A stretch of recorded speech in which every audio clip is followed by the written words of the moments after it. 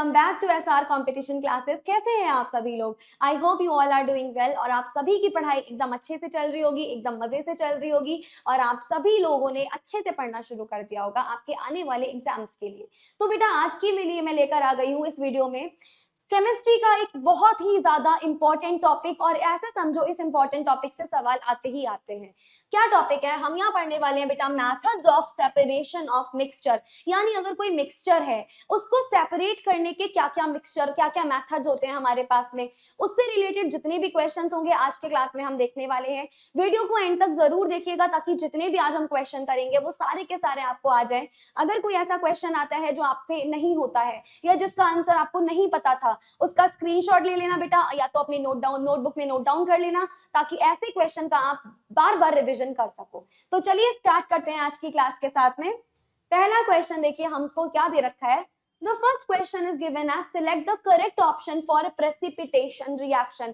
अब precipitation reaction आप सभी को पता होगी क्या होती है। मैम ये एक इस प्रकार की रिएक्शन होती है जहां एक प्रेसिपिटेट का फॉर्मेशन होता है। अब एक प्रेसिपिटेट क्या होता है मैम? प्रेसिपिटेट एक सॉलिड कंपाउंड होता है। जैसे कि फॉर एग्जाम्पल आपने एक पानी का गिलास लिया, गिलास को पानी से भर दिया और उसमें अगर आप डालोगे रेत, तो रेत क्या होगी मैम? पानी में घुलेगी नहीं, नीचे बैठ जाएगी।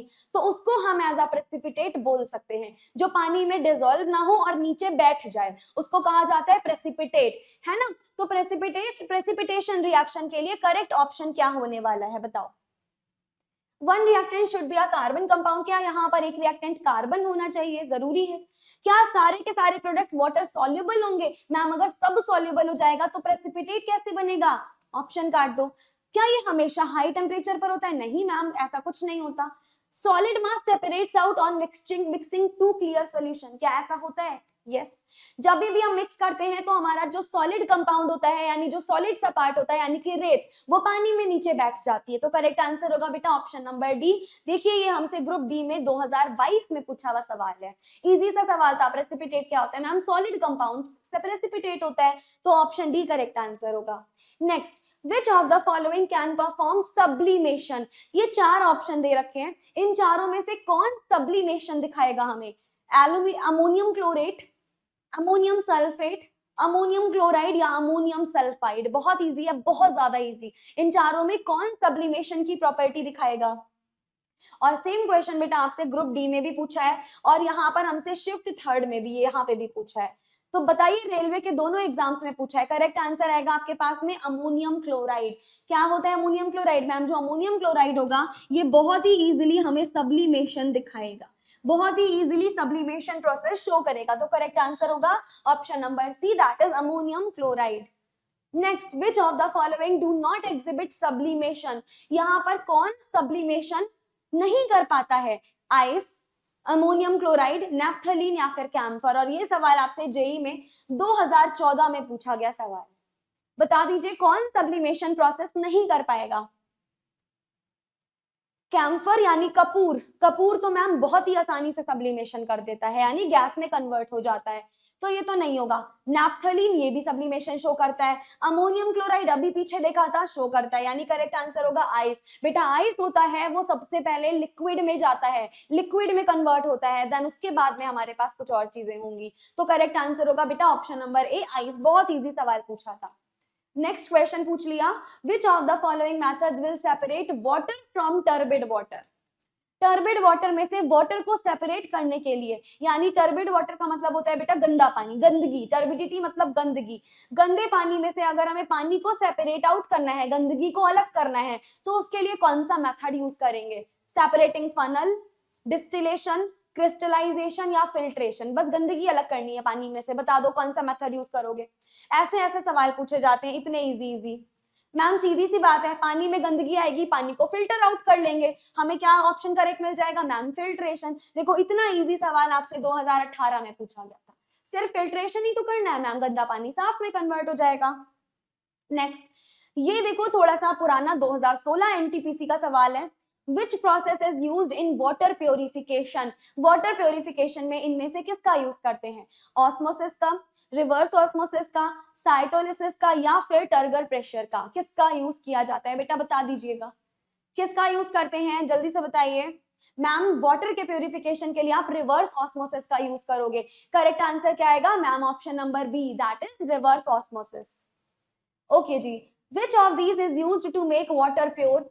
भाई वैसा ही सवाल है, बस स्टेटमेंट थोड़ी सी बदल दी। और ये भी देखो एनटीपीसी 2017 का सवाल है, बस स्टेटमेंट बदली, कुछ चेंज नहीं हुआ है यहाँ पे।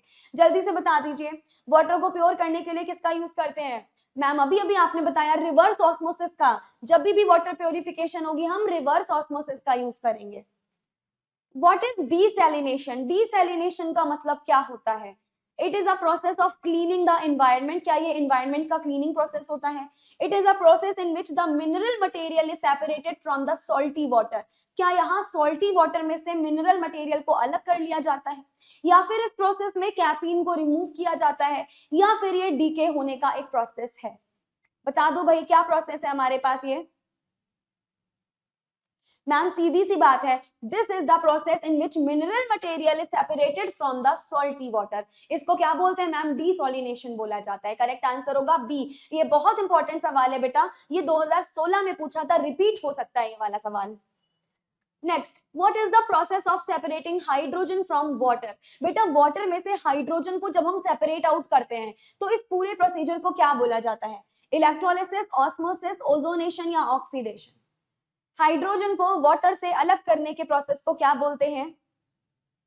मैम हाइड्रोजन को वाटर से अलग करने के प्रोसेस को इलेक्ट्रोलिसिस बोला जाता है। करेक्ट आंसर आएगा ऑप्शन नंबर ए।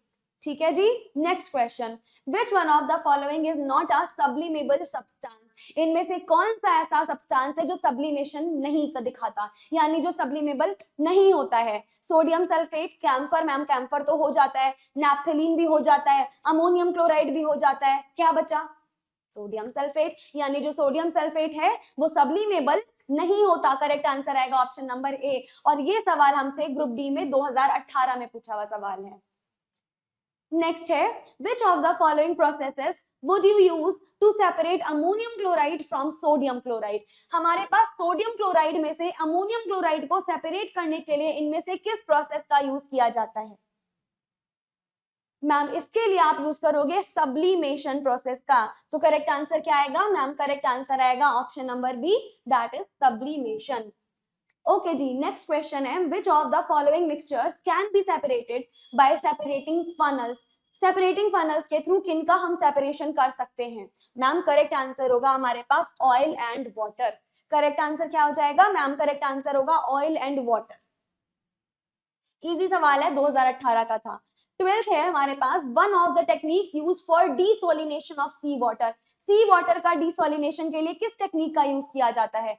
फिल्ट्रेशन का, डिस्टिलेशन का, इवेपोरेशन का या कंडेंसेशन का? बहुत अच्छा सवाल है, बहुत ज्यादा बढ़िया, पूछा जा सकता है दोबारा से।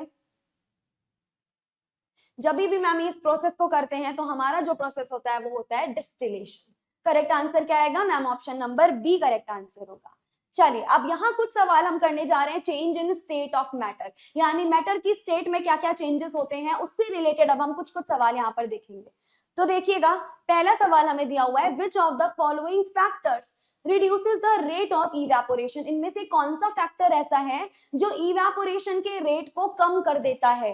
टेम्परेचर बढ़ना, ह्यूमिडिटी, सरफेस एरिया का बढ़ना या एयर प्रेशर का बढ़ना? बेटा करेक्ट आंसर होगा ह्यूमिडिटी। अगर ह्यूमिडिटी यानी ह्यूमस बहुत ज्यादा बढ़ जाएगी तो हमारे पास इवेपोरेशन का रेट जो है वो कम हो जाएगा। करेक्ट आंसर होगा ह्यूमिडिटी। और बहुत इजी सवाल था बेटा, ये 2018 में पूछा हुआ सवाल है।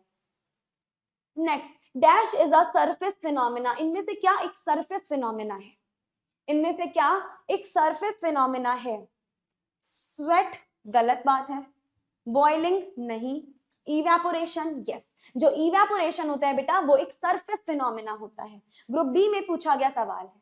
What is called conversion from liquid to gaseous? बहुत इजी सवाल है भाई, हमारे पास लिक्विड है और लिक्विड से हमें गैस में जाना है, इस प्रोसेस को बता दो क्या कहते हैं भाई? इतना इजी सवाल मैम, इसी को तो हम इवेपोरेशन कहते हैं ना। लिक्विड से अगर हमें गैस में जाना है तो इसी प्रोसेस को तो इवेपोरेशन बोला जाएगा ना। जैसे आपका पानी है, पानी को उबालोगे वो भाप बन के उड़ जाएगा, इस पूरे प्रोसेस को कहा जाता है इवेपोरेशन। ये इतना सा इजी सवाल एनटीपीसी 2016 का पूछा गया है।